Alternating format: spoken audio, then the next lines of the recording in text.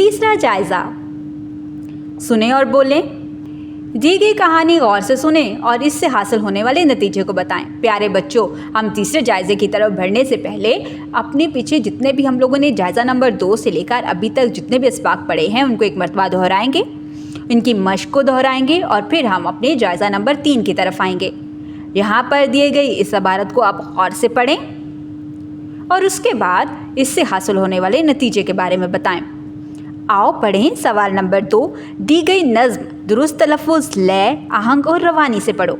इस पूरी नज़्म को आप सब बच्चे मिलकर भी पढ़ सकते हैं या एक एक बच्चा भी अपनी टीचर को ये नज़्म सैयद ज़मीर जाफ़री की लिखी हुई पढ़कर सुनाएगा।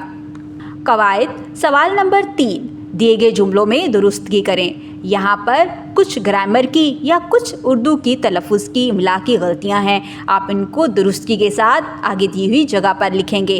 सवाल नंबर 4, दिए गए मुहावरात को जुमलों में इस तरह इस्तेमाल करें कि इसके मानी की वजाहत हो जाए। आप इन तमाम मुहावरात को अच्छे तरीके से पढ़ें और खाली जगह को पुर करें। सवाल नंबर 5, दिए गए मुतशाबा अल्फाज चुनकर जुमले मुकम्मल करें। यहाँ पर मुतशाबा अल्फाज भी दिए गए हैं और जुमले भी दिए गए हैं। यहाँ पर खाली जगह पे आप दिए गए मुतशाबा अल्फाज को तहरीर करेंगे। आओ लिखें। सवाल नंबर 6, सुबह की सैर के उन्वान पर 250 अल्फाज पर मुश्तमिल मजमून लिखें। प्यारे बच्चों, आप इसके लिए अपनी कापी का इस्तेमाल कर सकते हैं।